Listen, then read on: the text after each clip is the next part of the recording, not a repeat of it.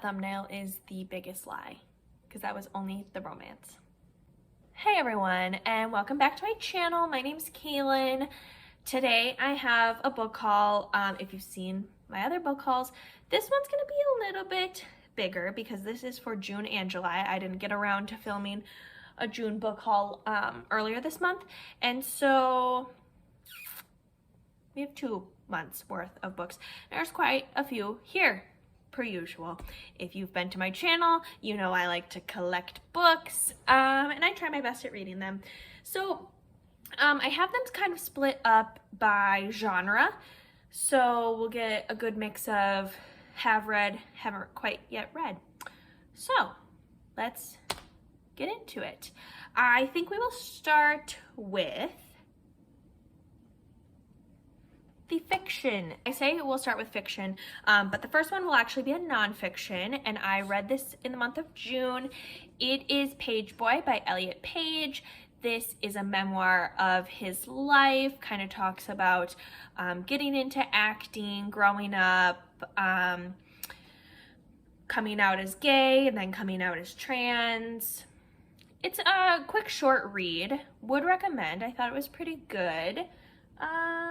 Yeah, I don't usually rate memoirs, and since this isn't a wrap up, I won't go quite into the books, but good read. The next book I have also read. I talked about it in my July wrap up. It is Yellowface by R.F. Kuang. This one is a literary take on the publishing industry. Our main character is a white woman. She is friends with a literary darling who is an Asian American author who only writes on a typewriter, and so she has this manuscript that no one has heard of. She has a freak, what do you call it, like a freak accident, death, freak, I don't know. She dies, and the white author ends up taking her manuscript that talks a lot about like China and Asian influences and stuff like that, so everyone's kind of like side-eyeing her. So that's what that was about. That one was a pretty good one. One that I have not quite read yet is Banyan Moon by Tao Tai, I think. I am not great with names, so apologies on that. This one, I picked it up from Book of the Month. I just know that we are following a mom and a daughter who aren't the best of friends, and the grandmother of the main character and the mother of the other main character has since passed away, and she leaves like a beach house, I think, or maybe just a regular house. She leaves a house to the two of them, and so they kind of have to come together, rekindle their relationship. I'm sure that was the grandma's plan the whole time. Not super into literary books, just regular contemporary books, but this one did sound kind of interesting, so I picked it up. And the last one in this kind of category I'm actually in the middle of right now. It is Solitaire by Alice Oseman, excuse me. This is the author of Heartstopper, one of my favorite series. I'm sure lots of people's favorite series. This copy of it came out. Not my favorite, to be honest with you. And they also just announced Radio Silence and This Winter. I think those are the only 2 left that don't have like Heartstopper-esque covers, coming out later this year. And I'm going to tell you, the Solitaire one, my least favorite. It's my least favorite. Also, this book, it is way darker, and it even says that at the beginning. It says like, hey, if you found this because you're a fan of Heartstopper, this book contains references to suicide and suicide attempts, suicidal ideation, self-harm, depression, eating disorders, and OCD behaviors. Oh, sorry, obsessive compulsive behaviors. I thought it was going to say disorder. Solitaire shares characters with Heartstopper.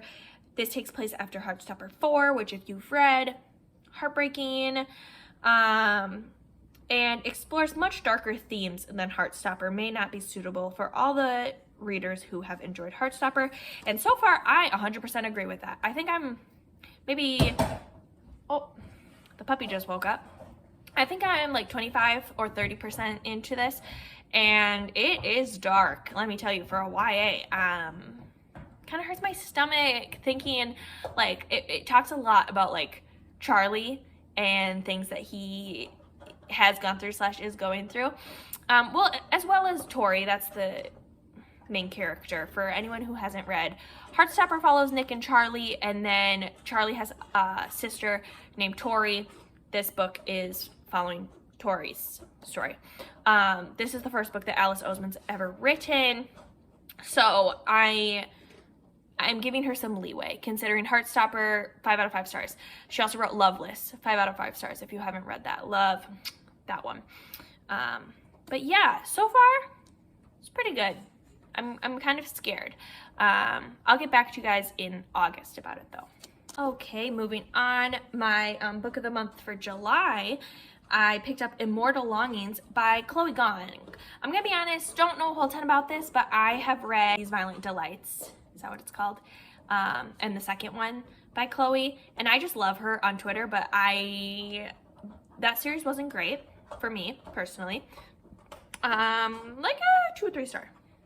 Sorry, Chloe, don't watch this. Don't watch this. But hopefully this one's better. This one is a Antony and Cleopatra retelling, following a fiery collision of power play, spilled blood, and romance amid a set of deadly games. And the reason that I picked this one up is because of the deadly games aspect. I love things that center around a game. So hopefully this is good. Hopefully I like it a little bit better than her other series. Keeping up with the fantasy aspect, I have Spellbound by F.T. Lukens. I don't know a whole ton about this. I know, oh, look at that. Very flashy cover. This one, I was under the impression that this was like a ghost, what's that show? Ghost Hunters, is that the name of the show? I thought this was a Ghost Hunters book, but I think I was getting this confused with the Dead in the Dark by Courtney Gould, which is like, that's like a paranormal TV show. This one we are following Edison Rooker. He works in the office of Antonia Hex, a powerful sorceress who runs a call center for magical emergencies. And then he ends up having to team up with like a rival. And I think it's gonna be like, I believe these two are gonna be like enemies to lovers, and they have to rescue their mentors. Sorry about the dog.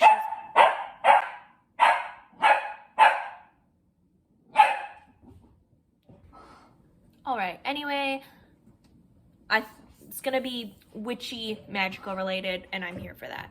Sorry, there's a cover. She's very cute, but... All right, so the next few that I have here are kind of fun because this first one is a gift from my fiance's sister, and it is District Nurse by Faith Baldwin. It's like your classic old school type of book. She found it at like an estate sale, I think, for me. Oh, this is why I'm getting so confused. I just was reading the whole inside cover, and then I'm thinking this is not what I remembered the book being about.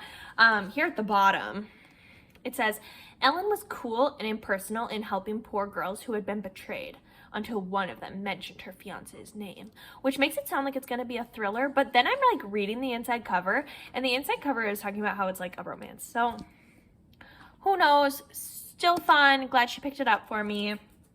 Get back to you on it whenever I read it. And then the next 3 books here are from my fiance's mom, and she really wants me to read them. I don't know a whole ton about it, but it is Birthmarked. She actually gave me the whole series here. Birthmarked, Prized, and Promised. I think that's the order that they go in. Not 100% sure. But the reason she gave me this one, it follows a, I think 16-year-old girl who is a midwife. And I don't know where life will take me, but I do think being a midwife would be very cool, or a labor and delivery nurse, postpartum nurse, something like that. So I'm glad she lent these to me. I talked about this first series, Oh, That Little Punk.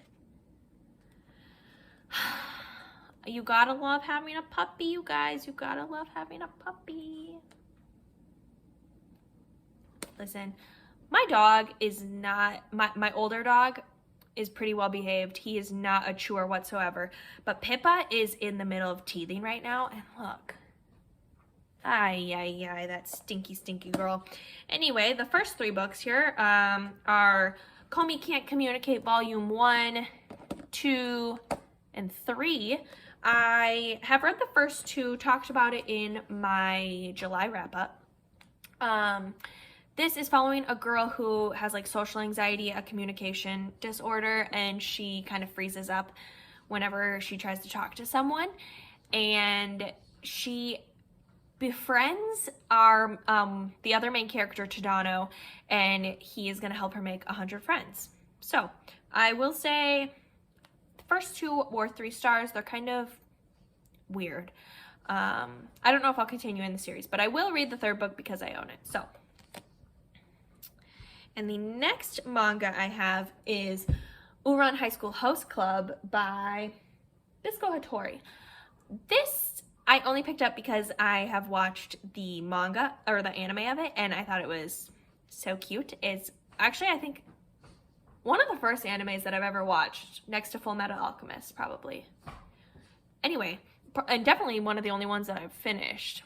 So, this one is about this girl who gets mistaken for a boy, and I don't know if the book is the same as the show, but in the show, the main character, she has her hair cut really short, and she has a boy uniform on, so they all think that she's a boy, and she ends up breaking this vase, and it's worth like $1 million or some drastic number like that.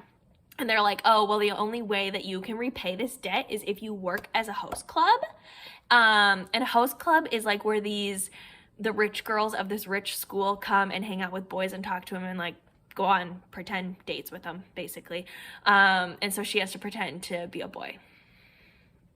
Such is life, right? Yeah. Oh, sorry. I said $1 million. It says here on the back, $80,000 vase that belongs to the host club, a mysterious campus group consisting of 6 super rich and gorgeous guys.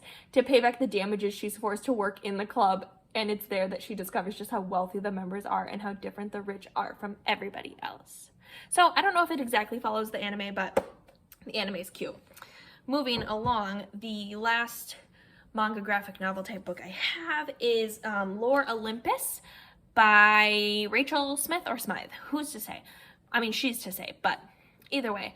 This one is a Hades and Persephone retelling if it was like super dramatic and like Real Housewives-esque. If you haven't yet read this series, you can read it on Webtoon for free, but I would rather spend $30 on a book so I can read it physically. That was a joke, but you know what? I guess I would rather spend $27.99 every few months when I could just read it for free. Whatever. The pictures are cute. It's good. The series is a 4-star for me. Am I going to pick up the next one in a few months? Yeah. You know what? I am. And you'll hear me talk about it then. So, there's that. We'll move into the thriller horror section. The first one here, I think, isn't super. I think it's more paranormal. It's Where Echoes Die by Courtney Gould. This is an ARC copy. This came out in June. But it says, in Where Echoes Die, Courtney Gould draws readers into a haunting desert town to explore grief, the weight of not letting go of the past, first love, and the bonds between sisters, mothers, and daughters. This is like a paranormal. I do not see it on, young adult fiction, thriller and suspense, supernatural. I read The Dead in the Dark. We just talked about this earlier. I read The Dead in the Dark by Courtney Gould. It was a 3-star. It was okay. So I don't have very high expectations for this, but I am still excited. I did win it in a Goodreads giveaway, so I'll take it. That's fun. This one, I mean, I already read that little bit, but it's following 2 sisters in a small, isolated Arizona town, and they investigate their mom's death, and it's a supernatural thriller. So, yeah, not super high hopes for that, but we'll give it a shot. The next YA thriller I have here is Their Vicious Games by Joelle Wellington. This, all I know is there is a deadly game. And you know, I love a deadly game. You must work twice as hard to get half as much. Yeah, this one is following a girl in a prestigious academy. And she has to take part in this game. I love the cover of this. I don't think I talked about this in my anticipated releases video that I did a little bit ago, but I'm super excited for this book. The cover, that is freaky. And also, if you look in the background, there's like other little things, like people running around on horses. There's a maze. Yeah, very cute cover. And obviously, just because the cover is cute doesn't mean that the whole book is gonna be good, but I do base books on their covers. So there's that. I judge books by their covers. The next one here I talked about in my July wrap-up, and that would be 19 Claws and a Blackbird by Augustina Bazterrica. This is a short story horror collection. It was okay. It was a 3-star read. Honestly, I don't think you really need to pick it up. Unless you're a big fan of horror anthologies, it was okay. Not super memorable. Moving on to one that is a bit more fun. This is a YA slasher horror following, well, I should say the name of the book, You're Not Supposed to Die Tonight by Kalynn Bayron. This is a YA slasher horror. It is following this girl who works at like one of those haunted house situations where you have to like sign a contract and they can touch you and all that stuff, except it's at like a summer camp, and the summer camp is based on like a cult classic movie. And our main character is the final girl in the typical walkthrough, and we are in the summer season. We're ending the summer season, and we're on like one of the last nights of the summer, and some of her coworkers have gone missing, and I think one of them ends up dead. I did read this. I forget if one of them ends up dead or not. People start dying, I think, and they're like being hunted by these other people. And it's turns into a real slasher after that. This does have LGBT representation. The main character is, I think she's gay and has a girlfriend, so that's always fun. I mean, obviously the dying part isn't fun, but I thought it was pretty good. I would recommend, especially for a YA horror. I thought it was done very well. I haven't read any of Kalynn's other books, but you know, I gotta represent my fellow Kalynn. So moving on to one that I have not read yet, but I am excited to get to, The Only One Left by Riley Sager. I've read all of Riley's books. This one just came out in June, is following this girl, this woman who was accused of like a Lizzie Borden situation. Like her entire family is found dead except for her, and now she doesn't talk. And the main character ends up having to be a caretaker for her. So I think it's gonna have creepy, spooky vibes. And whenever my Libby hold of the audiobook comes in, I will let you know. Another one that I just kind of picked up, I have seen a lot about it, and with the You're Not Supposed to Die Tonight slasher vibes, and also my fiance and I watched I Know What You Did Last Summer for the first time. Neither of us had seen it before. I just felt like in like a campy horror mood, and so I picked up My Best Friend's Exorcism by Grady Hendrix. I haven't read any. Have I read any? No, I don't think I've read any of Grady Hendrix's books. This one I like because the cover is like that classic 80s look, and I know all the chapter headers are like 80s songs, so that's fun. There's the back. This one is like very campy, following these two, not two, is it just two? Following these girls in high school. And one of them, they end up needing to do an exorcism on. It says, like an unholy hybrid of Beaches and The Exorcist, My Best Friend's Exorcism blends teen angst, adolescent drama, unspeakable horrors, and a mix of 80s pop songs into a pulse-pounding supernatural thriller. I'm very excited to get to this. Beaches is one of my mom's favorite movies, and so I watched it a few times when I was a kid, and it's very nostalgic to me because of that. And I've never seen The Exorcist, still on the list. But I think this is going to be such a fun read when I get to it. Alrighty, next I have a book that I have read. I talked about it in my July wrap-up. Ruth Ware's 0 Days. This was 5 out of 5 stars. You can go watch my wrap-up on it because I do go into it quite a bit. But this is following a penetration specialist who breaks into companies as her job, security penetration specialist. She breaks into places as her job to kind of find the weak spots, and then the security company or the companies pay her as a result of it. So she does the physical break-ins. Her husband does the like digital computer side of it break-ins. And one night after a job, she comes home and he is dead with his neck slit. And of course, being the wife, they're like, oh, well, she did it. And she kind of goes on the run from the police and has to use her skills to stay away from the police, figure out what happened to her husband, and prove her innocence. And I thought it was super well done. I've read all of Ruth Ware's books, and this is definitely one of my favorites. My favorite is The Turn of the Key, but this is probably my second favorite. So if you like Ruth Ware, if you like thrillers, on the edge of your seat books, I would recommend this one.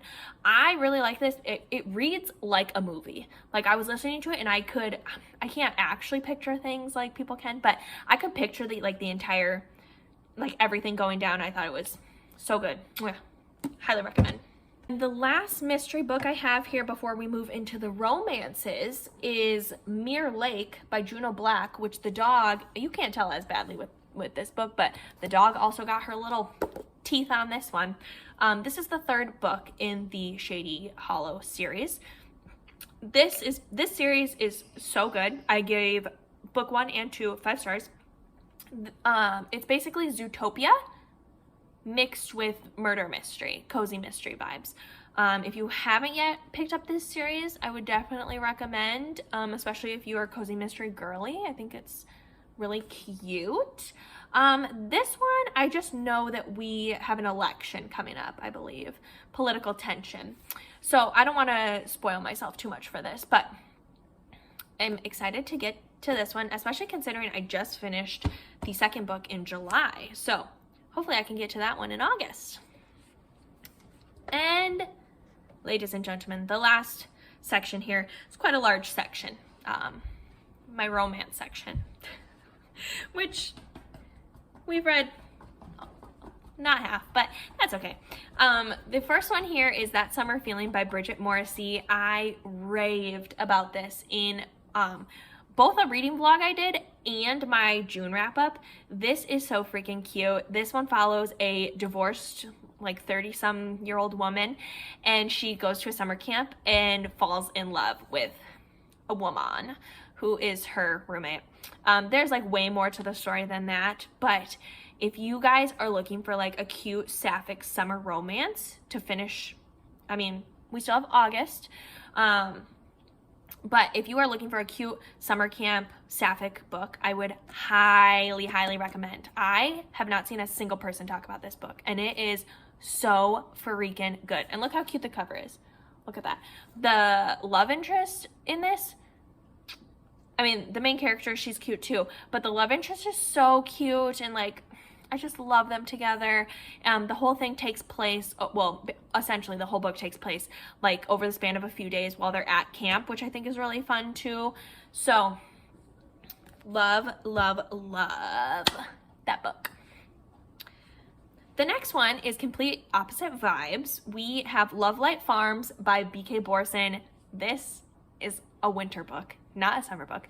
I will be picking this up probably later in the year, so don't get your hopes up quite yet, but I do know this is two best friends fake date to reach their holiday happily ever after in this first romantic comedy in the Love Light series. That's all I need to know. Two best friends fake dating and Christmas vibes. I think it's going to be so freaking cute. If you've read this one, let me know because I am excited for it. I mean, if you've read any of them, you can let me know that too. The next one I picked up here is The Fine Print by Lauren Asher. I have not read any of Lauren Asher's books, but I know that this is basically Disneyland or Disney World and billionaires, spicy romance, and that's all I really need to know. I mean, I'm not as Disney adult as some other people, but I guess you could consider me a Disney adult because I've been there 3 times in the last 3 years, but it's besides the point. It's fine. Actually, I've been there 3 times in the last like 2 years. Okay, who cares? Anyway, I think this is going to be a good one when I get to it.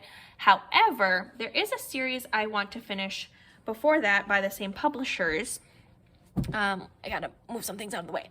And that is the Twisted Love series, or Twisted series by Anna Huang. I picked up in the last month and a half Twisted Love, Twisted Games, and Twisted Hate. I don't yet have Twisted Lies. I will just hold up this one. I don't yet have Twisted Lies, but you know what? When I read Twisted Hate, because I've read the first 2, when I read Twisted Hate, then I can buy Twisted Love, okay? We're trying to work on bringing down Calling the TBR. We're working on it. This series is spicy, let me tell you. There's lots, and it's not like super dark romance, but it's darker than some other things that I would typically pick up. This one we are following our main character Ava, and she has a thing for enemies to lovers, but it's her brother's best friend. This one, Twisted Games, is following one of Ava's best friends who is a princess and her bodyguard. Chef's kiss, that was 5 out of 5 stars. And then Twisted Hate is following one of Ava's best friends again and Ava's brother, who I think it's also like enemies to lovers, more extreme than Twisted Love was. So that's all I really know about this one. I mean, I've only read half the series, but I would definitely recommend. I really like it so far. We have 2 more books. We're almost there, you guys. The next book here I picked up for 2 reasons. One, I have heard people comparing it to All Too Well by Taylor Swift if All Too Well was a book. And that, obviously, one of my favorite Taylor Swift songs. I mean, I have lots of favorites, but that one slaps, okay? Like no other. And the second reason is because I was on either Instagram or TikTok, and I saw that this specific copy is going out of sale, or out of print, that's the word, out of print, and the new covers are hideous. Hideous. It is Magnolia Parks by Jessa Hastings. This cover is, I mean, I don't know what's going on because it's kind of chaotic. It's like kind of one of those photos where like you can't really make out what a single thing is. You know what I'm talking, like those cursed images. But I think this cover is so cute, right? I don't know a whole ton about this except for that. I know she's kind of a thickie. But those were my 2 reasons for picking this up. This specific copy is going on Pango Books for like $70. So, you know, even if I don't like it, maybe I'll make an investment. Maybe it was an investment. Who knows? I mean, obviously I hope I like it, but just in case. This one says, how many loves do you get in a lifetime? I think it's following these 2, Magnolia Parks, I think, is the main character. And she is with this guy, and they, I think, have like a toxic on-again, off-again relationship, and they're both famous, I think. This is all literally from my remembrance, so it could be totally wrong. But yeah, I do know there's a few other books in the series, so who knows if this one has a happy ending. I only read romances that have happy endings, at least that's all I've read so far. So I guess we'll see when we get there. And the last book I'm really excited about, it looks so freaking cute. It is Icebreaker by Hannah Grace. Adorable. Adorable. She's so freaking cute. The 2 of them, so cute. This one, the figure skating team and the hockey team end up like getting double booked on the skating rink. And so the 2 of them are gonna meet and fall in love. Gosh, I'm so excited. I think they might not super like each other at the beginning, but Sparks fly, but Anastasia isn't worried because she could never like a hockey player, right? Yeah. Bro, have you seen hockey players? They're pretty cute. Also, sparks fly. Is that a Taylor Swift reference? Listen, I know there's quite a few authors who are really into Taylor Swift. What's her name? Emma Lord, I think is one of them. I haven't read any of her books, but if you guys know authors that are dropping Taylor Swift references in the books or are huge Taylor Swift fans, let me know, because I need to pick those books up. Or maybe I don't, because obviously this is quite a large stack of books. But you know what? Like I say every time, that's okay. That's how I choose to spend my money. That's my self-care. I hope you guys enjoyed this video. Let me know if you've read any of these or if you plan on picking any of these up. Yeah, we can chat about it in the comments. So, I hope you guys have a great day, great night, evening, whatever you're having. That was a Katie Coulson moment I didn't even mean to have. Yeah, over and out.